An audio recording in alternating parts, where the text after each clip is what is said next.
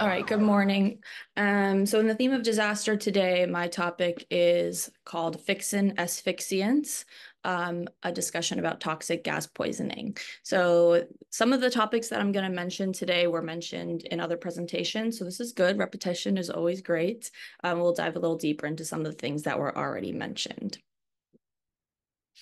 So the two main learning objectives for my talk today are going to be to, one, identify the clinical presentation of both simple and cellular asphyxiants, and identify the key steps in their management.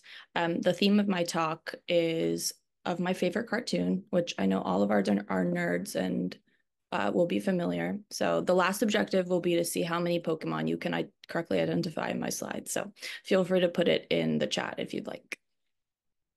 This one is Coffin. All right, so to start, oh, I'd like to thank Dr. Berlin, Dr. Wiener, the talks crew for all their input. They helped me tremendously on this talk. There's, I think, a lot of wealth of knowledge to be gained from obviously being a specialist in the field, but also having the experience. I think in some of these topics, we don't see these cases as frequently, especially in just a few years of residency. So thank you for all of your help. And then thank you to Esteban for your help with my slides. I spent the last 10 minutes fixing my slides based on your talk, so hopefully it's okay. All right, so we're going to do a couple cases weaved in through here. So this first case is based on a case study that I saw in a paper from 2013. So we had a 21-year-old gentleman. He was brought to the ER with altered mental status and drowsiness. He worked in a small enclosed space at a medical supply company, didn't use any PPE, and opened up a tank thinking that it was nitrogen. Gas filled the room for about a full minute, and then he lost consciousness. Upon arrival to the ER, he was hypoxic to 75% SpO2, cyanotic, and drowsy. He was then placed on 100% FiO2 oxygen via non-rebreather, him and his partner, and within a few hours, his mental status returned back to his baseline. It turns out the tank that he opened was not nitrogen, but methane. And the toxin here was methane poisoning, a simple asphyxiant. So what are simple asphyxiants? This category really are gases that inherently in and of themselves are non-toxic in small concentrations, but when exposed to in high concentrations, such as those who are trapped or work in enclosed spaces, can displace oxygen in the ambient air, and just kind of based on this simple mechanism causes unconsciousness or suffocation, which is basically what asphyxiants are. They are typically inherently odorless, but some manufacturers, just as a note, will add chemicals to them, such as mercaptan, so that they actually expel a rotten egg or smelly like odor, for safety measures. Some examples are propane, methane, carbon dioxide, which can be expelled in dry ice, for example. And the management of simple asphyxiant exposure focuses on, number one, always the key point is to remove the patient from the exposure. Two, to assess your ABCs as usual and provide supplemental O2. You're going to use it at, again, 100% FiO2. The way that you can deliver the oxygen, either via high-flow nasal cannula, non-rebreather, depends on the clinical status and what you have available, and then intubation as necessary, depending on the patient. So most of the cases we're going to see are going to be based on kind of like these chemical situations in factories and such. But I wanted to bring up just one interesting example that I read about, which is carbon dioxide eruption in Lake Mayos, in a lake in Cameroon, which was in the 1980s. Basically 300,000 tons of carbon dioxide was expelled into the air in this like huge gas cloud and killed like thousands of people and all of their livestock around it. So the first thing I wanted to mention, this is just goes without saying, like for every topic or every chemical gas I talk about today, the most important thing is to remove the patient from the source and to protect the healthcare workers and whoever else is helping with the patient with proper PPE. So first step, removing from the source, shout out to EMS, FIDNY, paramedics, everyone kind of in the field before we even see patients who make sure patients are removed from the source and safely. And then proper PPE is essential. This is Dr. Shobawale. Shout out back to our intern, our pre-orientation, I guess, disaster day. All right, so the second category of asphyxiants are cellular asphyxiants. So in contrast to the simple asphyxiants, which displace oxygen, cellular asphyxiants interrupt the body's ability to use oxygen. So mechanisms for this would include interrupting the hemoglobin oxygen transport in the case of carbon monoxide, which carbon monoxide also has other things that it does to your body, but that's kind of one of the main things we learn about, or disrupting the electron transport chain in the steps of oxidative phosphorylation within cellular respiration, such as in this case of cyanide or hydrogen sulfide poisoning. So the three main cellular asphyxiants we'll be talking about today are carbon monoxide, cyanide, and hydrogen sulfide. All right, so here's the second case. So in the second case, this is a case I think we've all probably seen in CCT to varying degrees of severity in patients. A family is brought in after an overnight fire in their home. They live on the second floor of their building. They were unable to escape and thus were exposed to significant smoke inhalation. On arrival, they report severe headache and dizziness, and they're found to be hypotensive with a normal SpO2 reading in triage. Their VBG shows a severe lactic acidosis and carboxyhemoglobin levels reading 15%. So this is a case of carbon monoxide poisoning. So if you recall back in medical school, carbon monoxide has over 200 times the affinity for hemoglobin as does oxygen. So a small amount of that will basically fill up all the spots on your hemoglobin at a much lower oxygen concentration. Carbon monoxide also has the characteristic of the left shift. So sorry to bring up some PTSD from, I don't even remember what step that was, step one probably, maybe even the MCAT, but it shifts the oxygen hemoglobin dissociation curve to the left, which then increases the affinity of hemoglobin to oxygen. So it basically makes hemoglobin hold on to oxygen tight so that it can't be released into your peripheral tissues, which is what causes the cellular hypoxia. In addition to this, there are a couple other mechanisms of carbon monoxide as well that is detrimental. So it also does interrupt the oxidative phosphorylation in the electron transport chain. And one of the things it does that kind of causes like a delayed consequences is that it creates reactive oxygen species that catalyzes a process called lipid peroxidation in the brain that basically causes what is called delayed neurologic sequelae. And what that is these neuropsych symptoms that can manifest later on, even a while after you've had the exposure, can lead to mental disorientation, incontinence, gait disturbances, and such. So can basically do a number of things, other than house fires, which is probably going to be one of the more common things we see for carbon monoxide exposures. Emergency generators, these are used in situations of natural disasters such as hurricanes, gas-powered heaters. So in the wintertime, the people who are using like propane type heaters, malfunctioning Zambonis. There's actually been a couple of cases where Zambonis have leaked carbon monoxide, and there's been deaths that have been associated with that. And then hookah use also can emit levels of carbon monoxide. There have been some studies that has shown that the incidence of carbon monoxide poisoning following hurricanes is something that's been related before.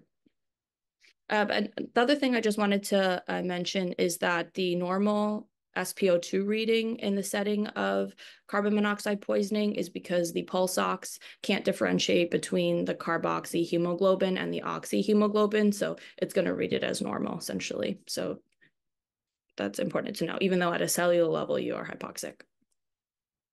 Okay, so managing carbon monoxide is going to be always assessing your ABCs, providing that supplemental oxygen. In the cases of severe smoke inhalation, you are going to consider intubating the patient for protecting the airway to avoid the edema that can develop in smoke exposure.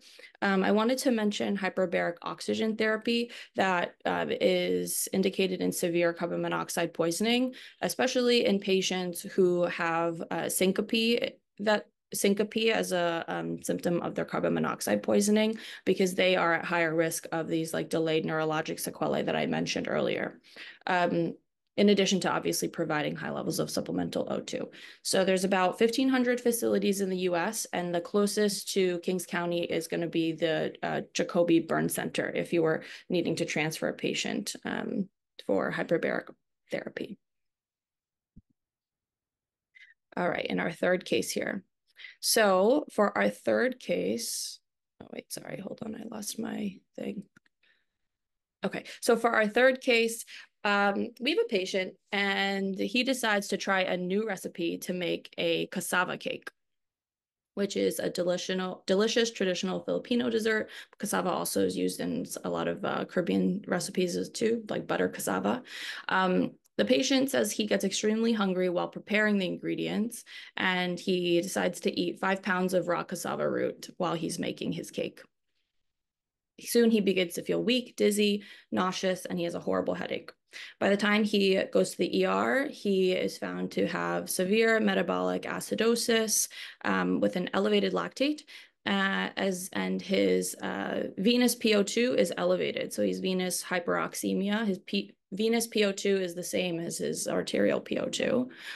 Dr. Silverberg mentioned this in the comments earlier as a hint. His blood pressure is soft and his SpO2 levels are normal. He starts vomiting out all the raw cassava.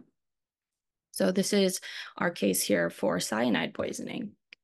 So cyanide acts at the level of the mitochondria. So for context, we are in the mitochondria in the electron transport chain. There's a step of oxidative phosphorylation, which is the final step of cellular respiration needed to make ATP. Cyanide acts by inactivating the cytochrome C oxidase, which is necessary for that final step, preventing oxygen from being reduced and thus preventing the formation of ATP. So this essentially sends your body into anaerobic metabolism because you can't use any of the oxygen that's available, which then creates the lactic acid. So that's why these patients will prevent with the lactic acidosis. This also kind of explains why the venous PO2 levels are high, because the oxygen isn't used appropriately. This is in contrast to like high levels of salicylic acid toxicity, which also acts in this step of mitochondria cellular respiration. But for salicylic acid, it's more of an uncoupler, which basically uncouples the electron flow from ATP formation. So most commonly for cyanide poisoning, we're going to think about it in the setting of house fires as well. So that's why you want to think about it concurrently with carbon monoxide when you have patients who come in. I think we think about carbon monoxide a lot when patients come in from smoke exposure and a fire, but we don't always think too about the cyanide. So make sure that those two are thought about together. Nitroprusside use can also lead to cyanide poisoning and exposure from rubber and plastic factories from those being burned. The cassava is we're probably going to see that less. However, I will say that out of all the asphyxiants I'm talking about in this talk today, the only one I've actually had a patient at County in the pod who she came in, she was like in one of the chairs and she was like super anxious. She said she was cooking cassava on her stove and I think it was like fried cassava, kind of like fried plantain style. And then her grandma tasted it and said that they tasted really undercooked. And then she, freaked out because she knew that if cassava was undercooked, it could be toxic. So she didn't have cyanide poisoning, but still, it was the first time I had ever really encountered that before. Okay, so management of cyanide poisoning. Tara talked about this a little in her talk already. So the first line is going to be your cyano kit, which we do have available at Kings County. CyanoKit is essentially hydroxycobalamin. It should be given empirically if you have any suspicion that a patient has cyanide poisoning. The mechanism is that it binds to cyanide to create cyanocobalamin, which then can be excreted in the urine. Something to mention about hydroxycobalamin that's important is that has a very strong red color, so it is going to interfere with the processing of labs that you order. Essentially everything except the CBC is going to be messed up because it's based on like color spectrophotometry. So it's important that you draw your labs before you give it. Before you give the hydroxycobalamin. Sometimes it can also turn patients like skin or urine like a reddish tint color. This is a trick one because that's not a real Pokemon. I think I just Googled radish Pokemon or something because I wanted that. So in terms of the cyanide, also oxygen supplementation always is something you need to provide. Okay, so Tara talked about this as well, I think. Before we had this CyanoKit, which was FDA approved in 2006, we had the Lilly kit, which was the cyanide antidote kit. This, before the CyanoKit, was the first and only kit really to be treating cyanide toxicity. And it has 3 components in it. This is a picture of what it looks like I found on Google. It has sodium nitrite and amyl nitrite. So those are the 2 nitrite components. Sodium nitrite is given IV, amyl nitrite is given is inhaled, so that's given initially usually. And then the third component is the sodium thiosulfate. So we'll talk about the first 2, the 2 nitrites. The mechanism of them is that they induce methemoglobinemia. So you're creating a methemoglobinemia. The cyanide then preferentially binds to methemoglobin, which through a couple of mechanisms, then that is renally excreted. So it basically removes the cyanide, your cytochrome C oxidase is freed. However, methemoglobin reduces hemoglobin's oxygen carrying capacity, which then puts patients at risk of hypoxia. So it's not something that you want to be giving patients if you think that there is a concurrent carbon monoxide poisoning, for example, because they are already in a hypoxic state. And then the nitrates can also cause hypotension. So you want to keep that in mind too. So, but the third one here, sodium thiosulfate, that can still be given in the setting of cyanide toxicity. So basically you can give like the cyano kit, which is the hydroxycobalamin. And then if you have this kit available, you can give them the thiosulfate. Sodium thiosulfate essentially donates that sulfur, which facilitates the process of converting your cyanide into a less toxic form with an endogenous hormone you have in your body. Okay, so this is the final case I'm going to be talking about today. This is also based on a case study I saw in a paper. So 2 laborers, 16 and 22-year-old brothers, were working in the drainage system of an underground organic waste recycling facility in California. They were using a high-pressure water hose to clean the compost, and they were overcome with a sudden smell of rotten eggs, and they fell to the ground. Upon arrival to the ER, they had altered mental status, they were in respiratory distress, and their chest x-ray showed signs of significant pulmonary edema. So this is patients who are subject to hydrogen sulfide poisoning. So this toxin, just like cyanide, inhibits cytochrome C oxidase and the cellular respiration we discussed. It is both a mucous membrane and a respiratory tract irritant. So patients might present with like bloodshot eyes. That's what causes like the pulmonary edemas because it's affecting the respiratory tract irritant. They might like feel like significant pain in their airway. It's found in a lot of natural sources, such as geothermal springs. So if anyone's been to Yellowstone before and you walk through like where Old Faithful is, you can like smell the hydrogen sulfide while you're walking around. I actually was there in that's a video that I took. I was there last month and it was very smelly, but beautiful. And then industrial sources like waste plants is also going to be where you have these types of exposures that are often deadly. Obviously in Yellowstone, you're in such a big open space that you're not subject to poisoning from the hydrogen sulfide. Just a small fact, it is also a component of your own natural gases, not enough to poison someone, hopefully, for most people.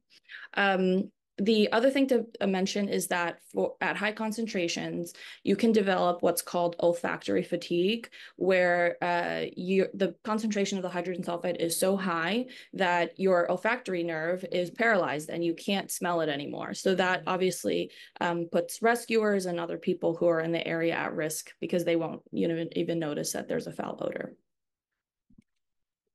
So patients who have profound hydrogen sulfide toxicity that's significant, they're going to come in and be very sick, hypotensive, in severe respiratory distress, will require intubation, pressors likely.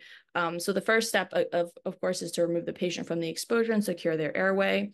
There's not really an approved antidote for hydrogen sulfide poisoning. Some anecdotal cases can show that giving nitrites, like in the Lilly kit, can be helpful. The methemoglobin can bind to hydrogen sulfide, but this is kind of controversial. And I asked some of our tox experts, and they kind of mentioned they wouldn't necessarily give that.